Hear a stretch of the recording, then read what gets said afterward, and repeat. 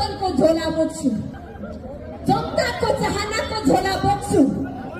मैले यसो सम्झे, जनताको जिम्मेवारीको भार बोक्न सक्ने ताकत तपाईमा छैन। तपाईको झोलामा कमिसन तत्त्व छ, ठेका पट्टाको भार बन्ना छ, नियुक्तिहरूको नामावली छ, लम्पसारवादीहरूको सूची छ। तपाईको झोलामा के छैन भने युवालाई स्वरोजगार बनाउनुपर्छ, रोजगारी दिनुपर्छ भन्ने विवेक तपाईको झोलामा छैन। देशको 7वटा प्रदेशले समान शिक्षा, स्वास्थ्य र न्यायको पहुँच पाउनुपर्छ भन्ने तपाईको झोलामा छैन। यो देशको